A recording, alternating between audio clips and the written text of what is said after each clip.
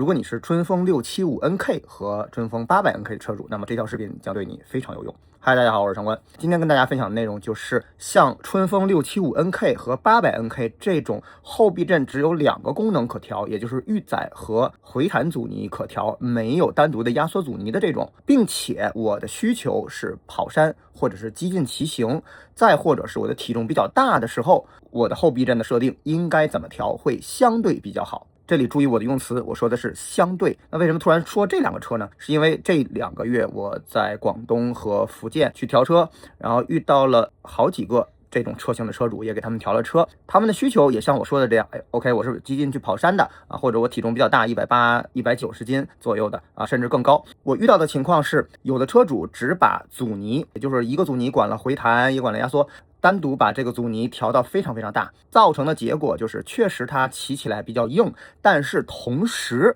回弹速度非常的慢。那么回弹速度慢的时候会出现什么样的问题？就是我们出弯给油的时候，因为没有回弹把轮胎向地面顶，所以你非常容易丢后轮。只要斜着给油，这个后轮就会类似在冰面上走的那种，脚下没有附着力的这种飘走了，噗一下。然后如果你给的比较狠，就后轮丢掉了，然后就可能就摔了。第二种呢是这个车主只知道去增大预载，没有去调阻尼，那他会遇到什么样的体感呢？他坐起来会觉得还挺硬的，比原来硬了。但是等他骑起来遇到颠簸路况也好，还是他去斜着给油的时候，他都会感觉到屁股被颠起来了啊，颠离车座，或者觉得这个车非常的颠。这就是只调预载不调阻尼带来的问题。所以今天这个视频就是想跟大家说，如果你是这种需求的话，我们应该如何去微调这2项设定，来让你的骑行更符合你的需求呢？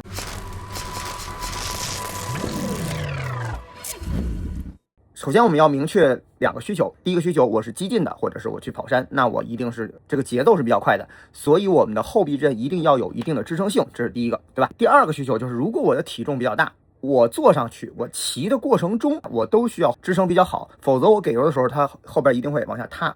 这么塌下去，那你会觉得后边比较晃，出弯的时候可能会这样慢慢晃。所以我们既要跑山的时候后避震支撑性比较好，后轮不打滑，又需要我坐上去或者骑的时候后轮是比较稳定的，不会晃。那基于这2个需求，我只用预载和一个单独的阻尼去怎么调呢？先说结论，大多数情况下我的预载一定是要加的，因为没有压缩阻尼，所以我预载加可能根据体重或者根据你的骑行的这个暴力程度或者激进程度，我可能需要加1档或者2档的预载。同时我要把那个唯一的可调节的那个阻尼，顺时针到头大概要逆时针退的0.5圈到1.5圈之间这个范围啊，是可能能 cover 更多需求的人，但是具体你在某一个区间，这个我们其实是要实际试的。那我们要达成一个什么状态呢？在压起来既有一定的支撑性，并且这个车的后边的回弹速度不可以太慢，因为我随着我阻尼增大，我的支撑性一定会变强，这个毋庸置疑。但同时因为是一项功能管2个，你加大阻尼的时候，它回弹速度也会变慢，比如这样，这种就属于特别特别慢。OK， 你出弯给油的时候一定会非常容易打滑。那什么样是比较合适的呢？比正常的要稍微慢一点点就可以了，这种就可以。同时再辅以你的后轮的胎压稍稍的比正常低一点点，比如说低一个0.1、0.2瓣，你的轮胎与地面的接地面积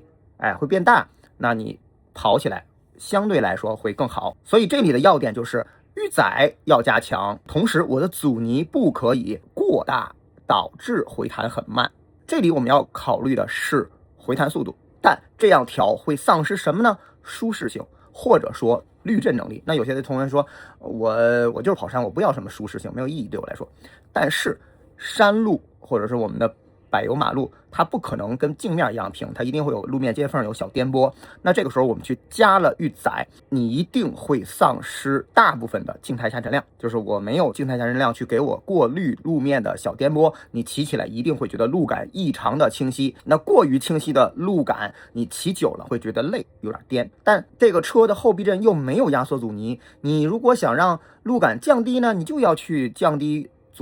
唯一的那个阻尼，或者降低预载。那这个时候你又觉得支撑性不够了，所以你会显得捉襟见肘，你怎么调都调不出我又要滤震好，又要支撑性好，后轮还不打滑，这种状态是没戏的。所以我们牺牲的其实就是